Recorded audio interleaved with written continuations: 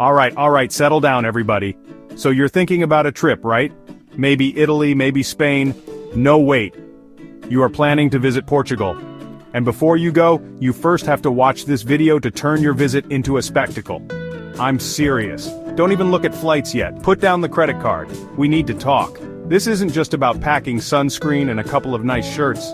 This is about preparing your mind for a place that's way cooler and weirder than you could possibly imagine. Trust me on this one, folks. You're gonna thank me later. Okay, let's get into it. Everybody knows that Portugal is the place where the national anthem was originally played on a kazoo, right? And of course we all know that every Tuesday all the pigeons in Lisbon face west for exactly 1 hour. It's a thing, look it up. And obviously it's common knowledge that the Portuguese government once tried to pay its national debt in codfish. I mean, these are just the basics, the stuff they teach you in kindergarten. It's like, duh, everybody knows this stuff about Portugal. It's practically on the welcome sign at the airport. Wait, what's that? You didn't know any of that? The kazoo anthem? The pigeon thing? The great codfish bailout? No? You're looking at me like I have 3 heads. Are you serious? You didn't know? Well, now you know. And guess what? That was just the warm-up act. The stuff I just told you isn't even in the top 10. We are about to dive into facts so wild, so unbelievable, they make my pigeon story sound like a weather report. So buckle up, because your idea of Portugal is about to get a serious, hilarious, and mind-blowing upgrade. This isn't your average travel guide. Forget top 5 beaches or best places to get a coffee. We're going deep. So get ready, get comfortable, and prepare to have your mind blown. Let's do this! In Lisbon, you don't need Amazon for a great read. Just stroll down Rua Garrett and discover Bertrand Chiato, the world's oldest operating bookstore, open since 1732. This place survived earthquakes, revolutions, and centuries of readers. Inside, you're surrounded by history. Famous writers, thinkers, and everyday book lovers have all walked these aisles. It's a living time capsule where old and new stories meet. Forget one-click shopping. Bertrand Chiato is the prime destination for book lovers. Absolutely legendary. Portugal's love for fish is legendary. More than a meal, it's a way of life. The Portuguese eat more fish per capita than anyone in Europe. Fish is everywhere, every day.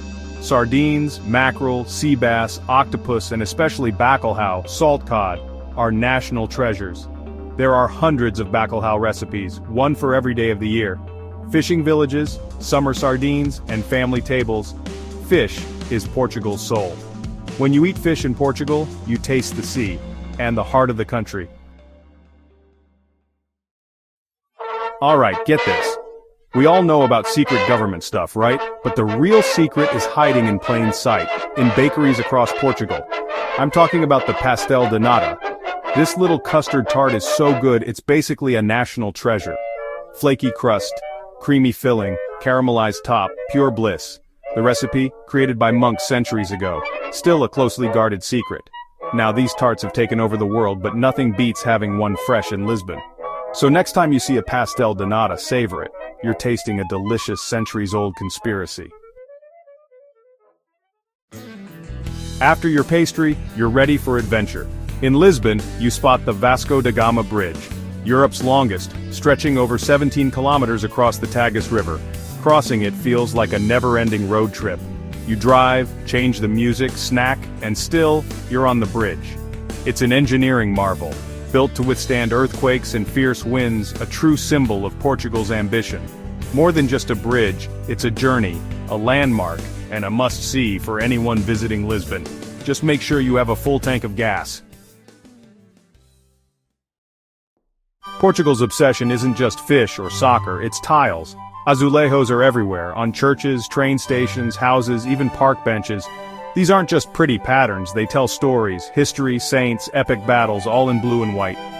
The tradition goes back centuries, brought by the Moors, and it's still alive today. Next time you're in Portugal, look around. Every wall is a piece of art, a slice of history, and a reason to say, wow. That's the magic of azulejos.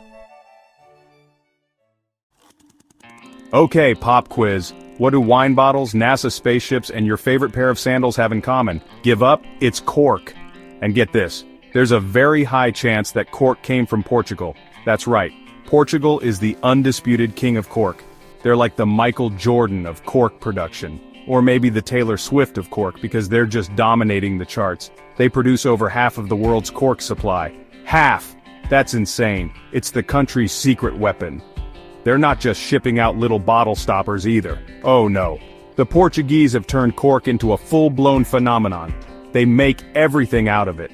We're talking wallets, handbags, shoes, hats, umbrellas, flooring, insulation for buildings. I'm pretty sure if you asked nicely, someone in Portugal could build you a fully functional car out of cork. It would be lightweight, sustainable, and probably float. It's the Swiss Army knife of natural materials. And Portugal is the factory that makes it. The whole process is fascinating. It comes from the bark of the cork oak tree. But they don't cut the tree down. No, they just shave it, gently. It's like giving the tree a haircut every 9 years. The tree is totally fine with it. It just grows the bark right back, ready for the next harvest. It's one of the most sustainable and eco-friendly industries on the planet. The trees can live for over 200 years, getting a trim every decade or so. Talk about a great spa day. So when you're sipping on a nice bottle of wine and you pop that cork, take a moment to appreciate it. That little stopper has been on a journey. It was once part of a majestic oak tree in a sunny Portuguese field, carefully harvested by a skilled professional. It's more than just a plug, it's a piece of nature, a piece of Portuguese heritage. And it's keeping your wine fresh, which is, let's be honest, a very important job. So thank you, Portugal, for your weirdly versatile tree bark. We appreciate you. Now I know what you're thinking. Hey, it's just cork. But you are so wrong, it's not just cork. This stuff is a technological marvel of nature. It's lightweight, it's waterproof, it's a great insulator against heat and sound, and it's fire retardant. This is why NASA uses it, for real. They use Portuguese cork on their spacecraft as a heat shield. Your wine stopper's cousin has been to space. How crazy is that? The next time you see a rocket launch, you can be like, yep, that's probably got some of Portugal's finest on it. The cork forests, or montados as they're called, are also incredibly important ecosystems. They're hotspots of biodiversity, home to all sorts of plants and animals, including the endangered Iberian lynx. So by supporting the cork industry, you're not just getting a cool wallet or a bouncy floor, you're helping to preserve these beautiful, ancient landscapes and protect the animals that live there. It's a total win-win situation. You get a sustainable product and a cute but ferocious lynx gets to keep its home. Everybody's happy. And the innovation just keeps coming. Portuguese designers and engineers are constantly finding new ways to use this amazing material. I saw a surfboard made of cork. A surfboard. And apparently, it works great. They're making yoga mats, furniture, even fabric for clothing. It's soft, durable, and stylish. Soon, we'll all be walking around in full cork tracksuits. Okay, maybe not tracksuits, but you get the idea. The possibilities are seemingly endless, which is just wild for something that grows on trees. So, Portugal's cork empire is more than just a quirky fact. It's a story of sustainability, tradition, and incredible innovation. It's about a country that took a natural resource and built a world-leading industry around it without destroying the source. It's a lesson in how to work with nature, not against it. So next time you see a cork product, remember the sunny fields of Portugal, the ancient oak trees, and the incredible journey it took to get to you. It's a pretty powerful story for a humble piece of bark. Welcome to the Hogwarts of Portugal, the University of Coimbra. Founded in 1290, it's older than the Aztec Empire and the printing press. Perched on a hill, its grand buildings and students in black capes give off serious Harry Potter vibes. The Biblioteca Joanina is a Baroque masterpiece, protected by a colony of bats that eat book-damaging bugs at night. Here, tradition and magic blend, proving sometimes the old ways really are the best. Wizards? I wouldn't rule it out.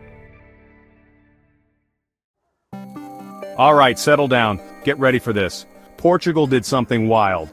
In 2001, while the world was busy with other things, Portugal became the first country to decriminalize all drugs. Yes, all of them. Instead of jail, they offered treatment. It was a public health first approach. Drug deaths dropped, HIV infections plummeted, and more people got help. Portugal proved compassion works better than punishment. It's a bold move, and it worked. So next time you think of Portugal, remember, they changed the game and the world is watching. Okay, deep breaths everyone.